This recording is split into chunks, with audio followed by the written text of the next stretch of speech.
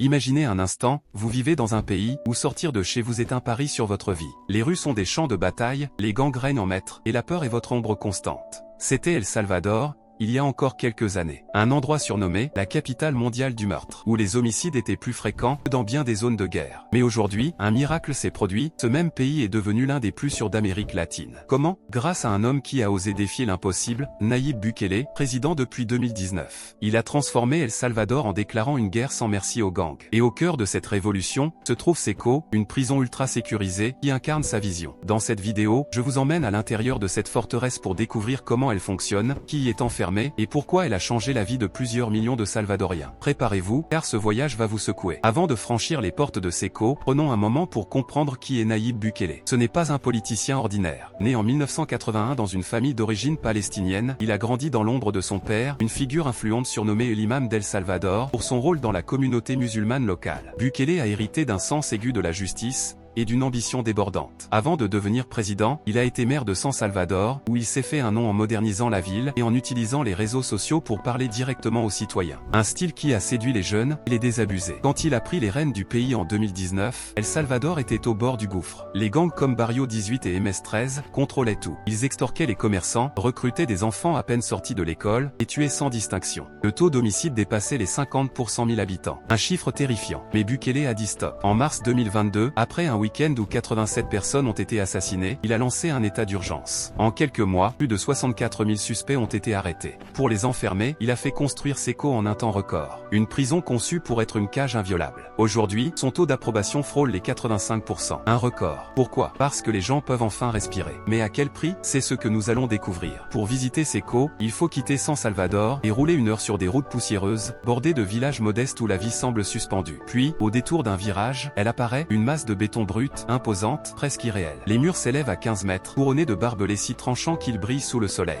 19 tours de garde se dressent comme des sentinelles, occupées par des soldats armés jusqu'aux dents. Autour, 600 militaires et 250 policiers patrouillent sans relâche. On dit que s'évader de Seco est impossible et en posant les yeux dessus, on n'en doute pas une seconde. Cette prison, la plus grande d'Amérique latine, couvre une superficie équivalente à 8 terrains de football. Elle peut accueillir 40 000 détenus, un chiffre qui donne le vertige. Inaugurée en 2023, elle a été bâtie pour enfermer les membres de Barrio 18 et MS-13, les deux gangs qui ont fait d'El Salvador un enfer pendant des décennies.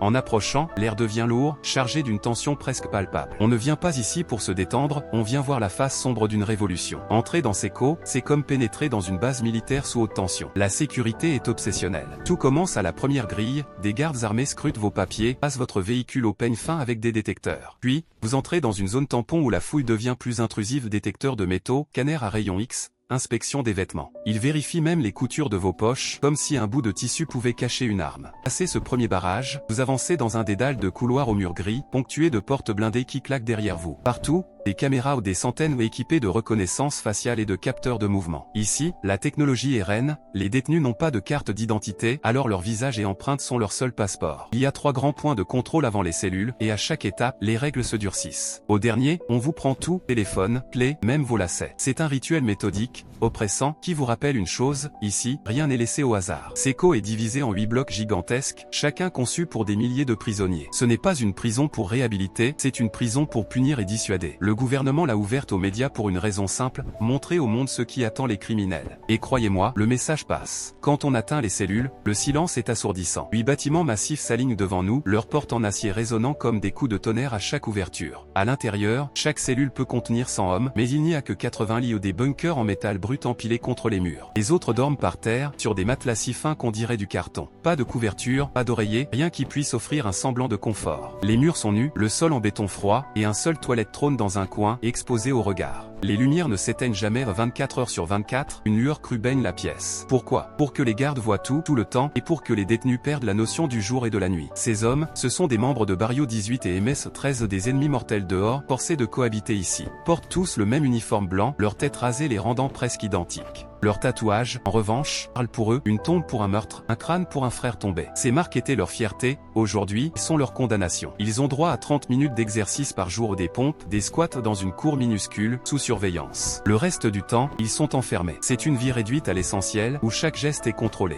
Que ressent-on dans un tel endroit? Peut-on encore se sentir humain? Si un détenu désobéit, il découvre vite le vrai visage de Seko, l'isolement. Ses cellules sont ailleurs, dans une aile isolée où l'obscurité règne. Pas de fenêtre, pas de lumière, juste un cube de béton avec un trou au sol pour les besoins. On peut y passer jusqu'à 15 jours, seul, sans bruit, sans rien pour s'accrocher. C'est une épreuve qui broie l'esprit, certains en sortent brisés, d'autres n'en parlent jamais. Mais même hors de ces cachots, la discipline est implacable. Les prisonniers ne quittent jamais Seko, pas même pour un tribunal. Tout se fait par vidéoconférence, dans une salle sécurisée. S'ils tombent malades, des infirmiers sur place s'en occupent, pas question de les emmener à l'hôpital. Leur nourriture, des haricots et du riz, servis froid, jour après jour. Pas de viande, pas de luxe. C'est une punition pure et dure, sans compromis. Est-ce efficace? Peut-être. Mais à quel coût pour l'âme? Les gardiens de Seko sont des figures clés, des ombres masquées qui maintiennent l'ordre dans ce chaos. Ils travaillent 5 jours d'affilée, dormant sur place dans des dortoirs équipés d'une salle de sport et de quelques commodités. Mais ne vous y trompez pas, leur quotidien est une épreuve. Ils portent des masques pour protéger leur identité, un gang qui connaît leur nom pourrait s'en prendre à leurs proches. C'est une menace réelle, une épée de Damoclès au-dessus de leur tête. Leur formation est intense, combat rapproché, gestion des foules, résistance mentale. Ils doivent être prêts à tout, car une étincelle ici pourrait embraser 40 000 hommes. J'ai parlé à l'un d'eux, à le Miguel. Il m'a raconté une nuit où un détenu a tenté de frapper un collègue avec un bout de métal arraché à un lit. La réponse a été rapide, brutale, l'homme a fini en isolement, et l'incident n'a pas fait de vague. Miguel dit qu'il aime son travail, qu'il protège son pays. Mais dans ses yeux, on voit la fatigue, le poids de cette mission. On m'a présenté 3 détenus, et leur récit glace le sang. Le premier, un MS-13, avait des tatouages jusqu'au menton. Il a tué 5 personnes pour avoir osé marcher dans son quartier. Le deuxième, un kidnappeur, a enlevé 4 innocents, les a torturés avant de les exécuter. Le troisième, un Barrio 18, a assassiné une adolescente ou une coureuse talentueuse, pleine de rêves juste pour prouver sa loyauté. Leurs regards sont vides, leurs tatouages comme des archives de leurs crimes.